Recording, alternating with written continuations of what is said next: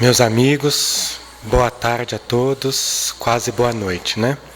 Em primeiro lugar, eu gostaria de pedir desculpas por este pequeno atraso, mas dizer que eu me sinto muito feliz por estar aqui mais uma vez nesta sociedade espírita, Francisco de Assis, que sempre me acolhe muito bem, nos acolhe muito bem.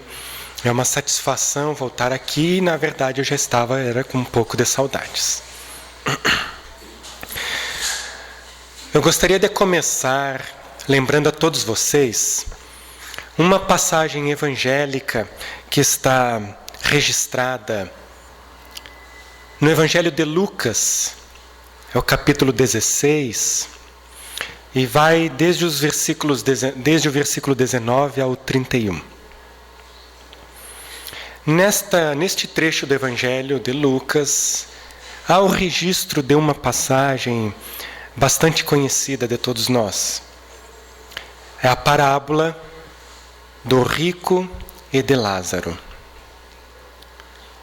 É uma parábola rica de símbolos. E eu gostaria que vocês fossem, então, à medida que eu vou narrando e vocês vão relembrando, que vocês fossem criando as imagens e tentando visualizar a história que é contada.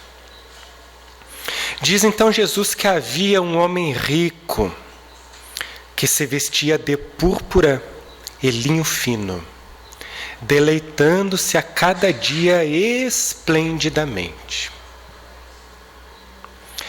E um pobre, de nome Lázaro, coberto de chagas, estava lançado junto ao portão dele, desejando saciar-se do que caía da mesa do rico. E além disso, os cães vinham lhes lamber as chagas. E sucedeu que ao morrer o pobre e ser levado pelos anjos ao seio de Abraão, morreu também o rico e foi sepultado. No Hades, erguendo os olhos, estando em tormentos, viu de longe Abraão e Lázaro em seu seio. Ele, chamando-o, disse: Pai Abraão, tem misericórdia de mim. Envia Lázaro para que ele passe na água o seu dedo e me refresque a língua, porque estou aflito nesta chama. Abraão disse: Filho, lembra-te as tuas coisas boas durante a tua vida. E do mesmo modo Lázaro lembra as coisas más. Agora ele está sendo consolado aqui. E tu estás aflito. Além disso tudo, foi estabelecido um grande abismo entre nós, de modo que aqueles que queiram atravessar de nós para vós não possam, e nem atravessem de lá para nós. Sendo assim, peço a ti, pai Abraão, que envies Lázaro à casa de meu pai, pois tenho 5 irmãos, para que eles testemunhem, para que eles também não venham parar nesse lugar de tormentos. Mas Abraão diz que não. Eles têm Moisés e os profetas, ouçam a eles. Não, pai Abraão, mas se alguém entre os mortos for até eles, se arrependerão. Ao que Abraão conclui dizendo: se eles não ouvem a Moisés e aos profetas, mesmo que alguém se levante dentre os mortos, não serão persuadidos. Então vejam que esta é uma parábola rica de simbologia. Muitos dos aspectos simbólicos registrados ali eram comuns para o povo hebreu. Mas o que importa neste momento para nossas reflexões de hoje é que, por trás desta forma alegórica, Jesus desejava apresentar uma ideia. Ele queria apresentar um ensinamento. E a ideia central desta parábola, o eixo central dela, é a vida futura e a justiça divina. Jesus queria falar da vida futura e da justiça depois da morte. A justiça de Deus. A justiça em toda parte. Para isso ele usa então uma história carregada de simbologia. E desta história, eu gostaria de destacar alguns pontos apenas. E vamos reforçar então. Vejam, Jesus começa a parábola, em primeiro lugar, apresentando as duas personagens. Primeiro ele apresenta aquele homem rico, depois a Lázaro. E estas personagens, na realidade, representam todos nós. Estas personagens falam de nós. Então ele começa fazendo assim: havia um homem rico que se vestia de púrpura e linho fino. Olhem que interessante. Porque para o povo hebreu, naquela época, segundo as tradições, a púrpura era a cor que representava o poder. E se vestia de linho fino, quer isso dizer que ele estava se vestindo com tecido da melhor qualidade. Portanto, este era um homem que representava aqueles todos que detêm o poder e todas as facilidades nas suas mãos. Notem que ele deleitava-se esplendidamente a cada dia. Depois, ele apresenta outra personagem da história, que é Lázaro. Um homem pobre, coberto de chagas, estava lançado junto ao portão dele. E quem que ajudava Lázaro? Ninguém. Os cães vinham lamber as suas chagas. Então ele faz propositalmente um grande contraste entre esses dois. Faz esta imagem chocante. E depois que a gente vê então a situação tão diferente, diversa entre essas duas pessoas, ele continua dizendo que ao morrer, Lázaro, nome que significa aquele que tem misericórdia, Lázaro é levado ao seio de Abraão. E o homem está no Hades. Então vejam que no momento em que chega a morte acontece uma inversão na situação daqueles dois.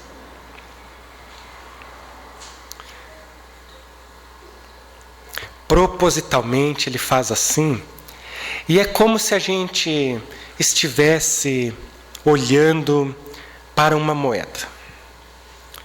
Se algum de vocês tiver uma moeda, depois pode dar uma olhadinha. Normalmente, nessas moedas a gente vai observar homenagens, muitas vezes homenagens a grandes vultos. Nós vamos enxergar, por exemplo, a face esculpida de presidentes, de imperadores, de rainhas. Às vezes você vai olhar na moeda e está ali a imagem de alguém de alta hierarquia militar, que deixou seu nome na história. Às vezes é a imagem de um barão, de um duque e assim por diante. Quando a gente olha para estas imagens, ou quando pensamos nisso, o que vem à nossa cabeça é justamente a questão do poder e da nobreza e da riqueza. A gente então lembra de todas as decisões que estes homens tinham para tomar, porque estavam nas suas mãos. Umas acertadas, outras equivocadas. Mas o fato é que eles detinham o poder. Mas quando você pega essa moeda, seja qual for a imagem que ela tem deste lado, quando você vira, você vai encontrar o verdadeiro valor dela. Aí não importa a imagem que estava do outro lado. O valor da moeda está do outro. É o que acontece. É o que registra esta parábola de Jesus. E é o que acontece conosco. Neste momento, estamos aqui. Estamos vestindo uma personalidade. E nós construímos uma imagem. Esta imagem que apresentamos exteriormente para as pessoas. Nós construímos uma imagem que nós apresentamos, seja a imagem que nós gostaríamos que fosse, ou que a gente acha que os outros gostariam que fosse. E nós fazemos isso. As pessoas nos veem e imaginam coisas. E essas imagens a gente constrói de diversas maneiras.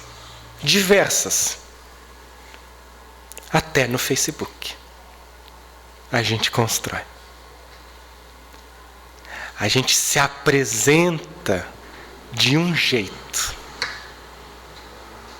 Mas o fato é que a partir do momento em que nós atravessarmos aquela porta inevitável, a porta da morte, a partir do momento em que nós atravessarmos este umbral e chegarmos à vida espiritual, não importa a imagem que você apresentou, que eu construí, lá nós vamos mostrar o nosso verdadeiro valor. Os verdadeiros valores construídos são apresentados.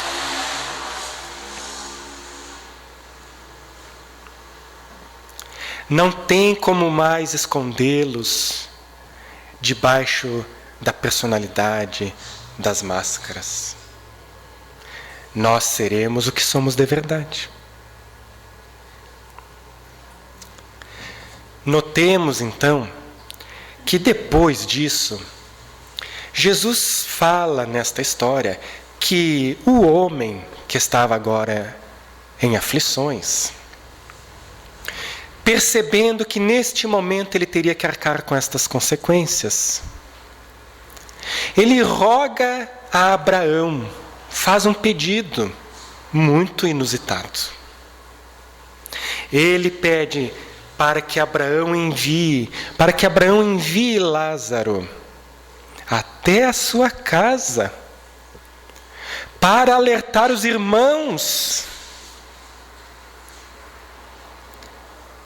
para que eles também não viessem parar naquele lugar de tormentos. Mas Abraão diz que não. Eles têm Moisés e os profetas. Mas ele insiste dizendo, mas pai Abraão, se for alguém de entre os mortos, eles vão escutar, eles vão se arrepender. Porque não é possível que não seja assim. Afinal de contas, alguém que vá da vida espiritual, dentre aqueles que já morreram, e ir lá dizer para eles vão escutar. Mas então conclui Abraão dizendo, não. Não, porque se eles não ouvem a Moisés e aos profetas, mesmo que alguém se levante dentre os mortos, não escutarão. É interessante isso. vamos trazer para os nossos dias atuais. E vamos ver que tipo de reflexão a gente pode fazer a partir disso. Vejamos, Jesus então com esta parábola alertava que aqueles homens tinham já Moisés e os profetas, mas não escutavam. Ele estava querendo dizer que há muito, muito tempo nós estamos sendo chamados a observar as questões da vida espiritual e as leis divinas. Há muito tempo, porque nós já tivemos como presente divino a primeira revelação por meio de Moisés. Nos apresentou as leis fundamentais. O Deus único. Depois veio o próprio Cristo. Jesus encarnando na terra. A segunda revelação, a revelação da vida futura, da justiça divina, do amor. E hoje, meus amigos, nos dias atuais, então, que temos, além de Moisés e os profetas, temos o Cristo. O que é que nos falta mais? Nós temos que pensar o que ainda falta para que sejamos persuadidos. Talvez, como aquele homem, talvez vocês argumentem, mas e quem sabe se alguém se levantar dentre os mortos? Pois bem, se isso faltava, eles levantaram-se. Levantaram-se. Porque hoje nós temos a doutrina espírita. Por isso, eu estou trazendo aqui para vocês esta obra, O Céu e o Inferno, ou a Justiça Divina segundo o Espiritismo. Esta obra está completando no mês de agosto 150 anos. Lançada no dia 1º. O Céu e o Inferno. Obra fantástica. Nós particularmente temos um carinho especial por este livro. Ele é dividido em 2 partes. Na primeira parte, Allan Kardec apresenta a doutrina. É um ensaio teórico, onde ele vai nos falar sobre os anjos, os demônios, o céu, o inferno, o purgatório. Vai nos falar do bem e do mal. Vai falar do Código Penal da vida futura. Nos tirando a nós, os espíritas, a nós todos que já recebemos a oportunidade de conhecer a doutrina espírita, nos tirando da ignorância. Mas, no capítulo 7 desta primeira parte, Allan Kardec faz um alerta importante, um chamado, um aviso. Ele diz que aquilo que o Espiritismo fala sobre a vida futura, a vida depois da morte, é diferente das demais doutrinas. Porque a questão é muito simples. De maneira geral, que as doutrinas filosóficas ou espiritualistas falam sobre a vida futura têm sido baseadas em especulações, em sistemas, em ideias de algumas pessoas.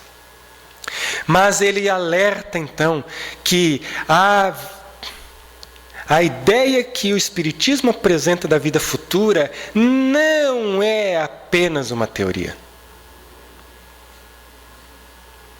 Porque ela é baseada na observação dos fatos e na experiência. E isso faz toda a diferença. E na segunda parte, como que comprovando isso, na segunda parte nós temos os exemplos. São 66 espíritos. Segunda parte da obra. É mais da metade da obra. É isso daqui.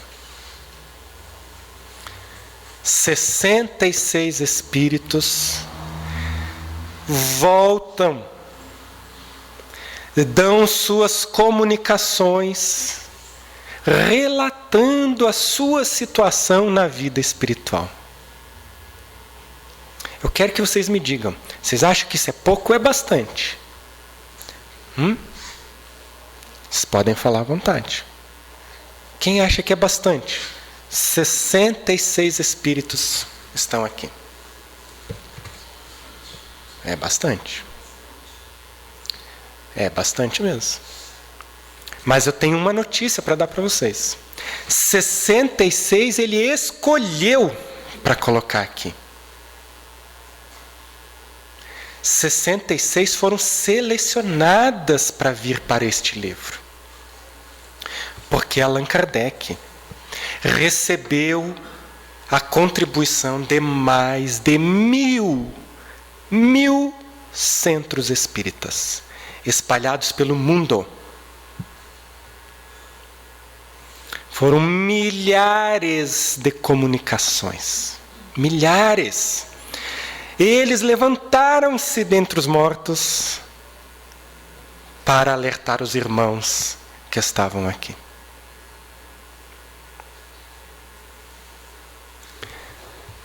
Hoje,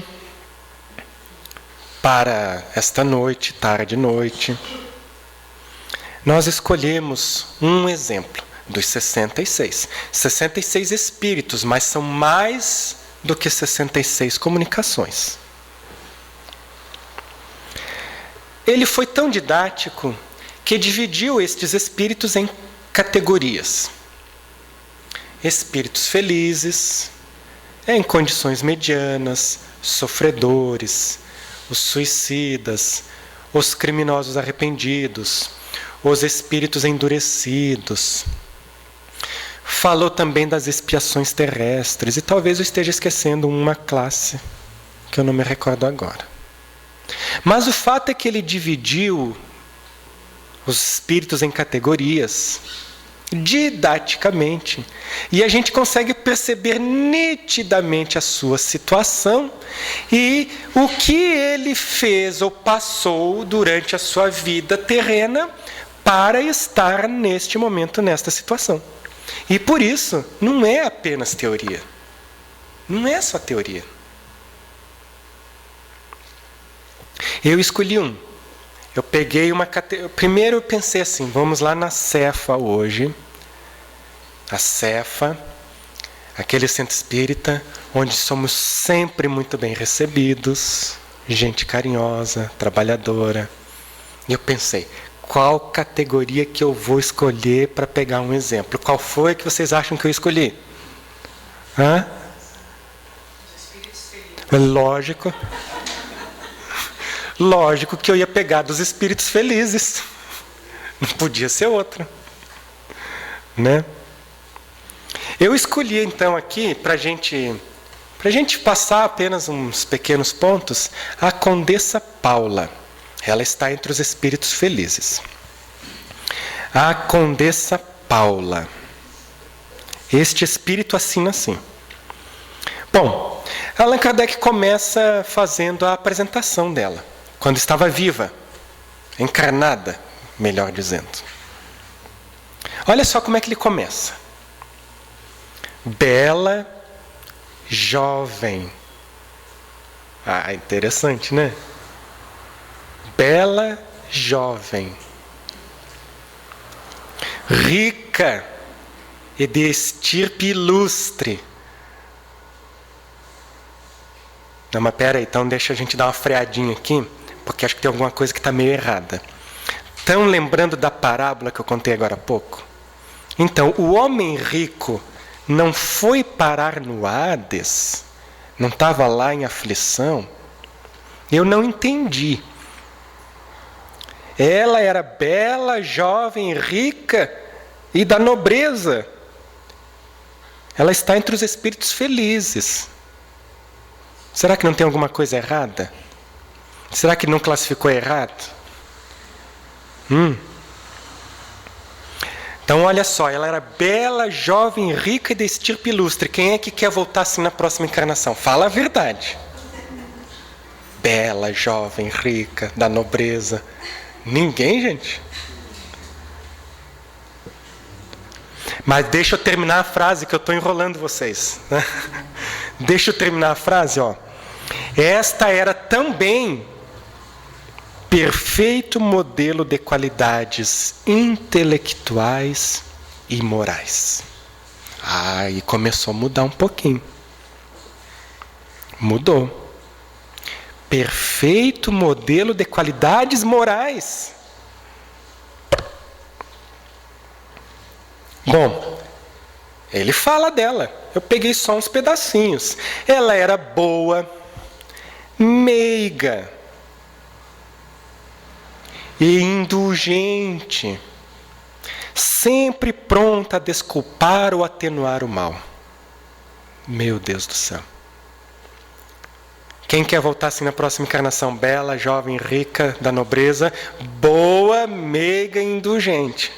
Quem é que está disposto? Isso dá uma vida de trabalho, gente. Uma vida de trabalho. Se tornar indulgente.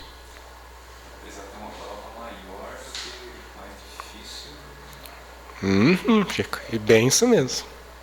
Ela vai chegar lá. A simples ideia de que alguém pudesse experimentar uma privação por sua causa lhe seria um remorso de consciência. Aí a gente tem que... Meu Deus do céu. Você vai para o trabalho, você trabalha e, de repente, quem aqui que é da nobreza, rico, belo e jovem, levanta a mão aí para eu identificar? Ninguém, gente? Tá, mas não tem problema. Porque você vai para o trabalho e, de repente, por causa de uma invigilância tua, ou porque já bateu 15 para encerrar o expediente, e de repente, numa invigilância nossa, alguém pode passar uma privação. Ou não acontece isso? Pode. E isso para ela seria um remorso de consciência. A sua beneficência era inesgotável. Inesgotável. Mas não essa beneficência ostentosa para todo mundo ver. Era discreta. E de fato ele fala, nos relatos da história dessa mulher, que não havia muito tempo desencarnado. Ele diz que apesar de o marido ter funções e encargos sociais numerosos, ela destinava boa parte da sua renda a atender os infortunados. E aquilo era religiosamente direcionado a esse fim. Lá em O Evangelho segundo o Espiritismo, se vocês forem em casa depois, capítulo 13, item 4, os infortúnios ocultos. Lá nos infortúnios ocultos, Allan Kardec apresenta uma idealização de uma mulher caridosa. É um texto tão lindo, tão lindo, tão lindo. Ele idealiza o que seria uma pessoa verdadeiramente caridosa na pessoa de uma mulher. E aqui, neste livro, 1 ano depois, ele diz que esta mulher seria a personificação daquela. Então, era uma pessoa especial. Se você lê aquele texto e ele compara ela, era uma pessoa especial. Assim ela encontrava meios de conciliar os seus deveres para com a sociedade e para com os infortúnios. Então, vejam só, o que Jesus estava dizendo naquela parábola não tem nada a ver com o fato de aquele homem ser rico ou não. A questão é o que ele estava fazendo, deleitando-se simplesmente e esplendidamente a cada dia. Essa é que é a diferença. Porque não é a questão é quais são os valores que nós vamos apresentar na vida espiritual. E nesta mesma palestra que eu fiz em outra oportunidade, uma pessoa depois fez um comentário muito interessante ao final. Ela disse assim: você notou que o pobre tinha nome, era Lázaro. O homem rico não tinha. Nem nome ele levou, gente. O que era dele de verdade, ele não levou nada. Não levou nada de real, de verdadeiro. Bom, então ela vai falar nesta mensagem. Eu estou tentando vender o peixe para vocês. Eu estou tentando mostrar para vocês que este livro é realmente fascinante. Ele é fascinante. São histórias muito impressionantes. Ela vai falar aqui do que é a verdadeira felicidade no mundo espiritual. Porque a gente fica sonhando com felicidade. E nós temos uma ideia equivocada de felicidade. Nós temos, é fato, uma ideia distorcida de felicidade. Felicidade para nós, eu não sei, vai variar. Mas para nós felicidade é não ter assim, não ter muita incomodação já ajudava. Não ter muita dificuldade. Né? Um pouquinho de dinheiro no banco, tipo assim, pertencer à nobreza, algo desse jeito. Né? Isso para nós é felicidade. Tudo, céu de brigadeiro. Mas ela fala que da felicidade verdadeira na vida espiritual, e não tem muito a ver com a gente não, o que a gente pensa. Olha só, vou ler só uma comparação que ela faz aqui. Horizontes nebulosos, é ela quem dita a mensagem, tá? Horizontes nebulosos e limitados. Ela está falando de nós, não é de lá. Ela está falando da Terra. Horizontes nebulosos e limitados.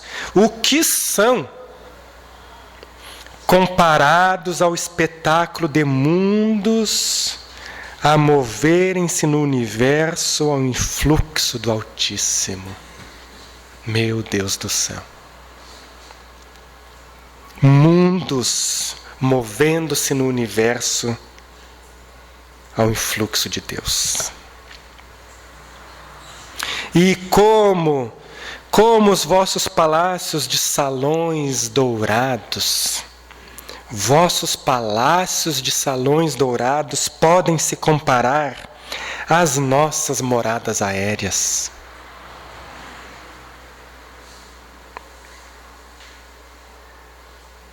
Como as festas terrenas esplêndidas de ostentação, de riqueza, de beleza, de roupas, pode se comparar às nossas reuniões de espíritos resplandecentes de brilho. Resplandecentes de brilho. Eu não consigo imaginar. A sensação de felicidade que ela experimenta, sem inquietação, sem apreensão, sem sofrimento, sem invejosos, sem ciumentos. Oh, meu Deus do céu. Escuta, estamos habilitados a frequentar este lugar? Estamos nos habilitando a frequentar este lugar? Mas ela então encerra a mensagem dela fazendo um alerta muito importante. Porque ela vai dizer assim, não foi sem luta. Não foi sem luta que alcancei a posição que ocupo na vida espiritual. Não foi fácil. Existências e existências, passando por provas de trabalho e miséria. Ela está dizendo que antes desta última encarnação como condessa,